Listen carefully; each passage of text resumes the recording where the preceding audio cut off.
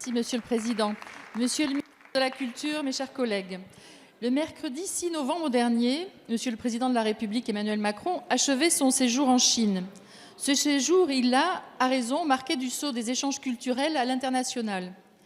Je dis à raison car il est capital pour la France de maintenir une activité diplomatique active avec un maximum d'États et la culture demeure sans doute un des plus grands, un des plus beaux liens entre les peuples. Certains diront que cela vaut, même si nous avons des vues différentes avec les 10 États sur des sujets graves. Je dirais que cela vaut surtout si nos nations sont en désaccord sur ces points.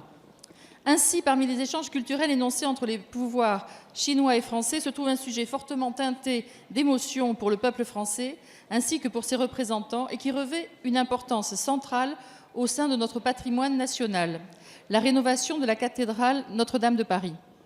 Lors de l'incendie, l'émotion s'est propagée jusqu'en Chine et dès le départ d'Emmanuel Macron de Pékin, l'agence de presse Chine Nouvelle a évoqué un accord signé par le directeur du Bureau du patrimoine national chinois et par vous-même, Monsieur le ministre. Cette entente ne figure pas néanmoins parmi les 87 accords effectivement signés en présence des présidents Macron et Xi Jinping.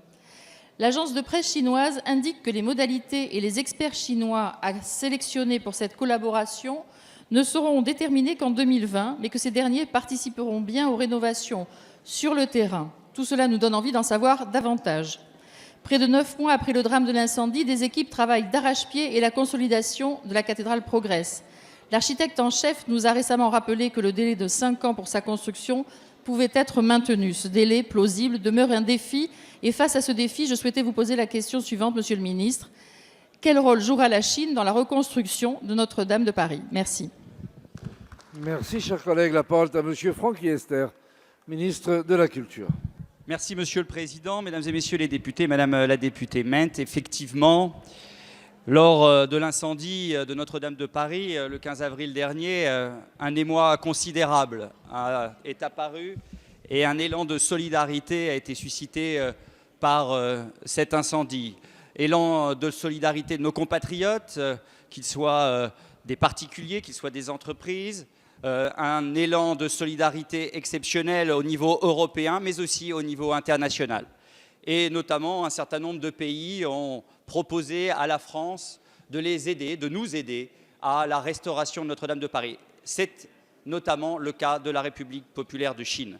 Lors du voyage du président de la République en République populaire de Chine à la fin de l'année dernière, j'ai eu l'occasion de signer avec l'administrateur d'État en charge du patrimoine culturel une déclaration qui dit très clairement que nous souhaitons coopérer en matière patrimoniale culturelle, à travers notamment le travail que va fournir des membres de la Direction générale des patrimoines du ministère de la Culture pour la restauration de la fameuse armée de terre cuite de l'empereur Qin, vous savez, dans la province du Shanxi. Et en parallèle, 2 experts chinois vont participer aux travaux de restauration de Notre-Dame de Paris.